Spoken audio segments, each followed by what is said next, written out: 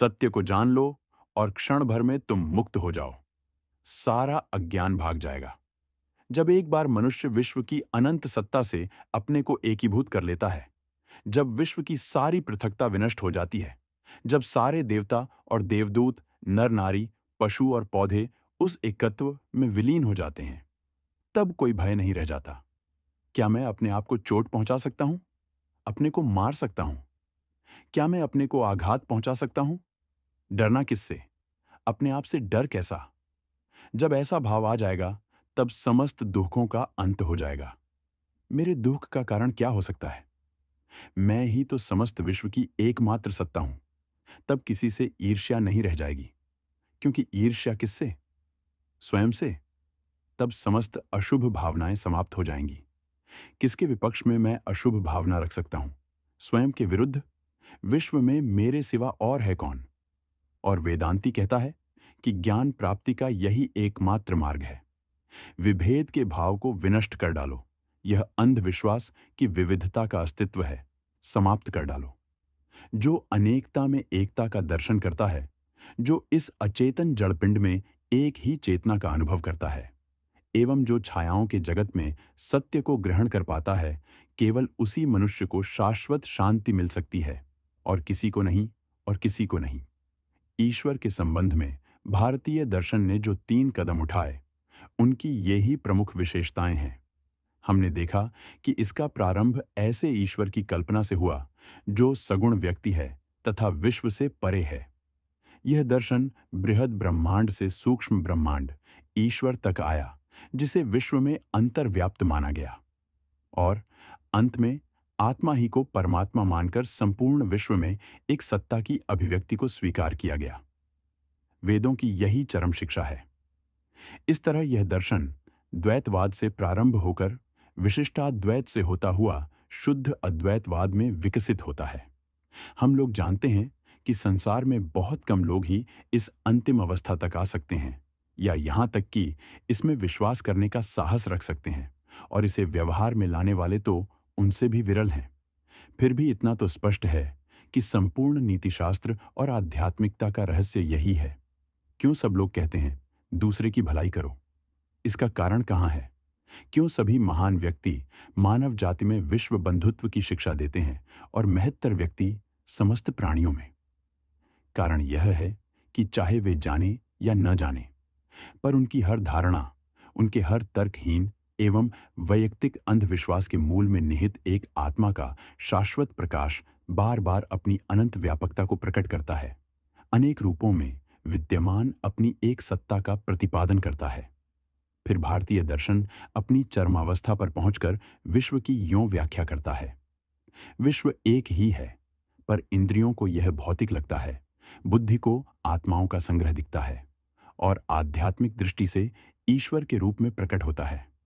उस व्यक्ति को जो अपने ऊपर पापों का पर्दा डाले रहता है, यह गर्हित लगेगा, किंतु जो सतत आनंद की खोज में है, उसे यह स्वर्ग सा लगेगा, और जो आध्यात्मिक रूप से पूर्णतः विकसित है, उसके लिए यह सब अंतर्हित हो जाएगा। उसे केवल अपनी ही आत्मा का विस्तार प्रतीत होगा। अभी वर्तमान समय में समाज की जैसी स्थिति है, उसमें दर्शन की इन तीनों अवस्थाओं की नितांत आवश्यकता है। ये अवस्थाएं परस्पर विरोधी नहीं, बल्कि एक दूसरे की पूरक हैं। अद्वैतवादी अथवा विशिष्टाद्वैतवादी यह नहीं कहते कि द्वैतवाद गलत है। वे कहते हैं कि द्वैतवाद भी ठीक ही है, पर कुछ निम्न स्तर का। यह भी सत्य ही की ओर ले जाता है। इसलिए हर व्यक्ति को अपना अपना जीवन दर्शन अपने विचारों के अनुसार निश्चित करने की स्वतंत्रता है। तुम किसी को आघात मत पहुंचाओ, किसी की स्थिति को अस्वीकार मत करो। जिस स्थिति में वह है, स्वीकार करो, और यदि तुम कर सकते हो तो उसे अपने हाथों का सहारा दो और उसे एक उच्चतर स्तर पर ले जाओ। पर उसे हानि न पहुंचाओ और उसे विनष्ट मत करो। अंत में तो सबको सत्य को पाना ही है। जब सारी वासनाओं का अंत हो जाएगा, तब यह नश्वर मानव ही अमर बनेगा, तब यह मानव ही ईश्वर बन जाएगा। आत्मा, उसके बंधन तथा मुक्ति। अमेरिका में दिया गया व्याख्यान। अद्वैत दर्शन के अनुसार विश्व में केवल एक वस्तु सत्य है, और वह है ब्रह्म। ब्रह्मेतर समस्त वस्तुएं मिथ्या हैं। ब्रह्म ही उन्हें माया के योग्य से बनाता एवं अभिव्यक्त करता है। उस ब्रह्म की पुनः प्राप्ति ही हमारा उद्देश्य है। हम में से प्रत्येक वही ब्रह्म है, वही परम तत्व है, पर माया से युक्त। अगर हम इस माया अथवा अज्ञान से मुक्त हो सकें, तो हम अपने असली स्वरूप को पहचान लेंगे। इस दर्शन के अनुसार प्रत्येक व्यक्ति तीन तत्वों से बना है: देह, अंतरिंद्रिय अथवा मन और आत्मा, जो इन सब के पीछे है। शरीर आत्मा का बाहरी आवरण है और मन भीतरी। यह आत्मा ही वस्तुतः दृष्टा और भोक्ता है, तथा यही शरीर में बैठी बैठी मन के द्वारा शरीर को संचालित करती रहती है। मानव शरीर में आत्मा का ही एकमात्र अस्तित्व है, और यह आत्मा चेतन है। चूंकि यह चेतन है, इसलिए यह यौगिक नहीं हो सकती, और चूंकि यह यौगिक नहीं है, इसलिए इस पर कार्य कारण का नियम नहीं लागू हो सकता। अतः यह अमर है। जो अमर है, उसका कोई आदि नहीं हो सकता, क्योंकि जिस वस्तु का आदि होता है, उसका अंत भी संभव है। इससे यह भी सिद्ध होता है कि उसका कोई रूपाकार नहीं है। कोई रूप भौतिक के बिना संभव नहीं। जिस वस्तु का कोई रूपाकार होगा, उसका आदि और अंत भी होगा ही। हम लोगों में से किसी ने कभी ऐसी वस्तु नहीं देखी जिसका आकार तो हो, पर आदि और अंत न हो। रूपाकार की सृष्टि शक्ति एवं भौतिक द्रव्य के संयोग से होती है। इस कुर्सी का एक विशिष्ट आकार है, अर्थात एक निश्चित परिणाम वाले भौतिक द्रव्य पर कुछ शक्तियों ने इस प्रकार काम किया कि इसका यह रूप बन गया है। आकार शक्ति एवं भौतिक द्रव्य के संयोग का परिणाम है, पर कोई भी संयोग अनंत नहीं होता। कभी न कभी उसका विघटन होता ही है। इस तरह यह सिद्ध होता है कि हर रूप का आदि और अंत है। हम जानते हैं कि हमारा यह शरीर एक न एक दिन नष्ट होगा। जिसका जन्म हुआ है, इसलिए मरण भी होगा ही। किंतु आत्मा का कोई रूप नहीं है, इसलिए वह आदि और अंत से परे है। इसका अस्तित्व अनादिकाल से है। जैसे काल शाश्वत है, वैसे ही मनुष्य की आत्मा भी शाश्वत है। फिर यह अवश्य ही सर्वव्यापक होगी। केवल उन्हीं वस्तुओं का विस्तार सीमित होता है जिनका कोई रूप होता है। जिसका कोई रूप ही नहीं, उसके विस्तार की क्या सीमा है? इसलिए अद्वैत वेदांत के अनुसार आत्मा, जो मुझ में, तुम में, सब में है, सर्वव्यापक है। और जब ऐसी ही बात है, तब तो सूर्य में, पृथ्वी पर, अमेरिका में, इंग्लैंड में, हर जगह तुम सामान्य रूप से वर्तमान हो। किंतु आत्मा शरीर और मन के माध्यम से ही काम करती है। अतः जहां शरीर और मन है, वहीं उसका कार्य दृष्टिगोचर होता है। हमारा हर कार्य जो हम करते हैं, हर विचार जो हम सोचते हैं, मन पर एक छाप छोड़ जाता है, जिसे संस्कृत में संस्कार कहते हैं। ये सभी संस्कार मिलजुल कर एक ऐसी महती शक्ति का रूप लेते हैं जिसे चरित्र कहते हैं। उसने स्वयं के लिए जो निर्माण किया है, वह उस मनुष्य का चरित्र है। यह मानसिक एवं दैहिक क्रियाओं का परिणाम है, जिन्हें उसने अपने जीवन में किया है। संस्कारों की समष्टि वह शक्ति है जिससे यह निश्चित होता है कि मृत्यु के बाद मनुष्य किस दिशा में जाएगा। मनुष्य के मरने पर उसका शरीर तत्वों में मिल जाता है, किंतु संस्कार मन में संलग्न रहते हैं, और चूंकि मन शरीर की अपेक्षा अधिक सूक्ष्म तत्वों से बना है, इसलिए विघटित नहीं होता। क्योंकि भौतिक द्रव्य जितना ही सूक्ष्मतर होता है, उतना ही दृढ़तर होता है। अगत्या मन भी विघटित होता है। हम सभी उसी विघटन की स्थिति के लिए संघर्ष कर रहे हैं। इस संबंध में सबसे अच्छा उदाहरण जो मेरी समझ में अभी आ रहा है, वह चक्रवात का है।